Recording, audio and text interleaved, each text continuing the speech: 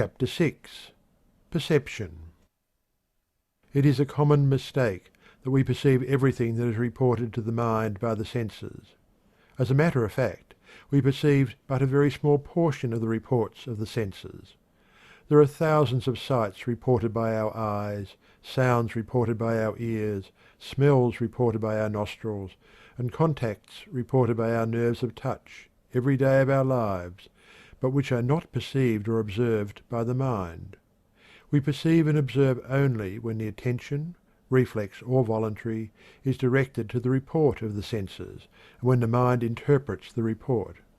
While perception depends upon the reports of the senses for its raw material, it depends entirely upon the application to the mind for its complete manifestation. The student usually experiences great difficulty in distinguishing between sensation and perception. A sensation is a simple report of the senses which is received in consciousness. Perception is the thought arising from the feeling of the sensation. Perception usually combines several sensations into one thought or percept. By sensation the mind feels; by perception it knows that it feels, and recognizes the object causing the sensation. Sensation merely brings a report from outside objects, while perception identifies the report with the object which caused it. Perception interprets the reports of sensation. Sensation reports a flash of light from above. Perception interprets the light as starlight, or moonlight, or sunlight, or as the flash of a meteor. Sensation reports a sharp, pricking, painful contact. Perception interprets it as the prick of a pin. Sensation reports a red spot on a green background. Perception interprets it as a berry on a bush. Moreover, while we may perceive a simple single sensation, our perceptions are usually of a group of sensations. Perception is usually employed in grouping sensations and identifying them with the object or objects causing them. In its identification, it draws upon whatever memory of past experiences the mind may possess. Memory, imagination, feeling, and thought are called into play, to some extent, in every clear perception. The infant has but feeble perception, but as it gains experience, it begins to manifest perceptions and form percepts. Sensations resemble the letters of the alphabet, and perception the forming of words and sentences from the letters. Thus C, A, and T symbolize sensations, while the word cat, formed from them, symbolizes the perception of the object. It is held that all knowledge begins with sensation, that the mental history of the race or individual begins with its first sensation. But, while this is admitted, it must be remembered that sensation simply provides the simple elementary raw material of thought. The first process of actual thought, or knowledge, begins with perception. From our percepts, all of our higher concepts and ideas are formed. Perception depends upon the association of the sensation with other sensations previously experienced. It is based upon experience. The greater the experience, the greater is the possibility of perception, all else being equal. When perception begins, the mind loses sight of the sensation in itself, for it identifies it as a quality of the thing producing it. The sensation of light is thought of as a quality of the star. The pricking sensation is thought of as a quality of the pin or chestnut burr. The sensation of odour is thought of as a quality of the rose. In the case of the rose, the several sensations of sight, touch, and smell, in their impression of the qualities of colour, shape, softness, and perfume, are grouped together in the percept of the complete object of the flower. A percept is that which is perceived, the object of the act of perception.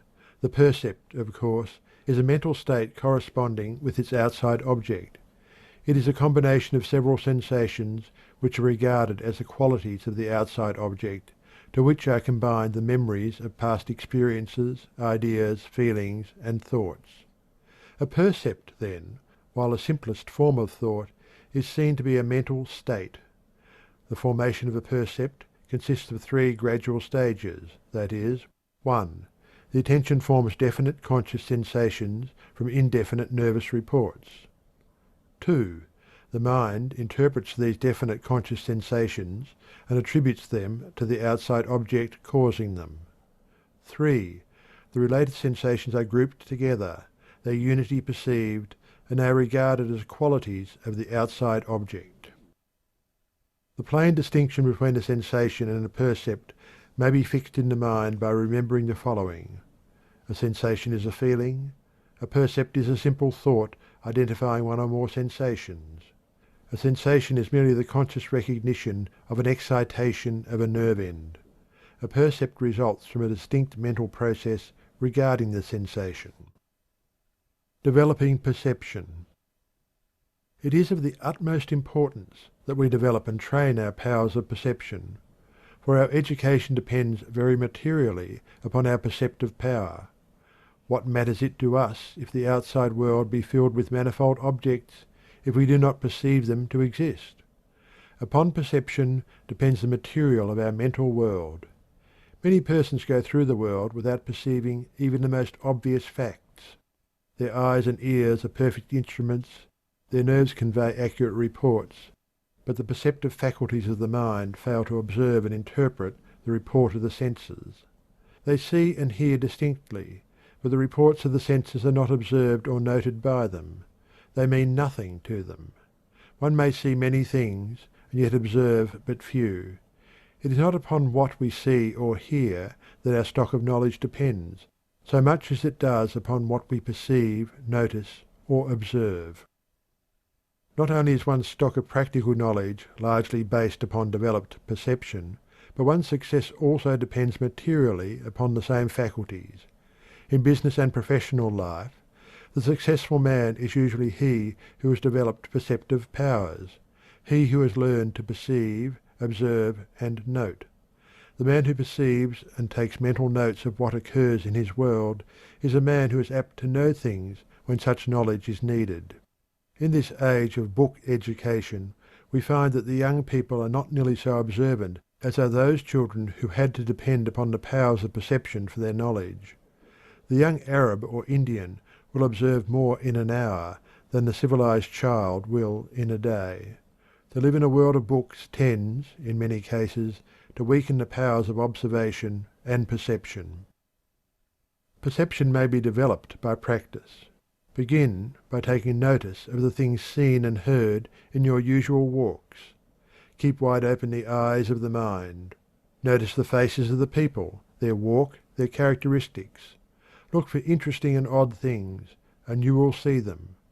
Do not go through life in a daydream, but keep a sharp lookout for things of interest and value.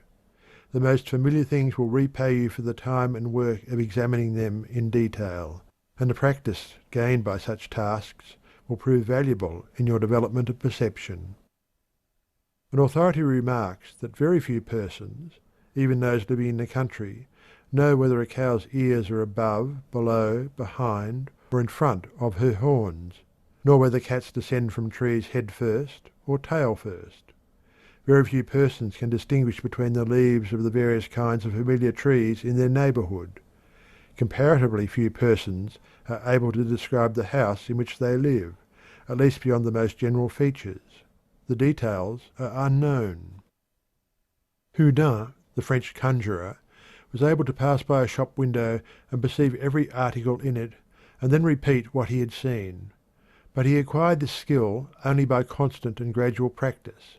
He himself decried his skill and claimed that it was as nothing compared to that of the fashionable women who can pass another woman on the street and take in her entire attire, from head to foot, at one glance, and be able to describe not only the fashion and quality of the stuffs, but also say if the lace be real or only machine-made.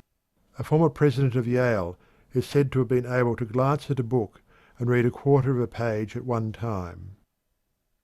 Any study or occupation which requires analysis will develop the power of perception. Consequently, if we will analyze the things we see, resolving them into their parts or elements, we will likewise develop the perceptive faculties. It is a good exercise to examine some small object, and endeavour to discover as many different points of perception as possible, noting them on a sheet of paper. The most familiar object, if carefully examined, will yield rich returns. If two persons will enter into a contest of this kind, the spirit of rivalry and competition will quicken the powers of observation. Those who have had the patience and perseverance to systematically practice exercises of this kind report that they notice a steady improvement from the very start. But even if one does not feel inclined to practice in this way, it will be found possible to begin to take notice of the details of things one sees, the expressions of persons' faces, the details of their dress, their tone of voice, the quality of goods we handle, and the little things especially. Perception, like attention, follows interest, but likewise interest may be created in things by observing their details, peculiarities, and characteristics. The best knowledge gained by one is that resulting from his own personal perception. There is a nearness and trueness about that which is lacking in that he merely believes because he has read or heard it. One can make such knowledge a part of himself. Not only is one's knowledge dependent upon what he perceives, but his very character also results from the character of his percepts. The influence of environment is great. And what is environment but things perceived about one? It is not so much what lies outside of one, as what part of it gets inside of one by perception. By directing his attention to desirable objects, and perceiving as much of them as is possible, one really builds his own character at will. The world needs good perceivers in all the walks of life. It finds a shortage of them, and is demanding them loudly, being willing to pay a good price for their services. The person who can voluntarily perceive and observe the details of any profession, business, or trade will go far in that vocation. The education of children should take the faculty of perception into active consideration. The kindergarten has taken some steps in this direction, but there is much more to be done. End of chapter 6. End of section 2.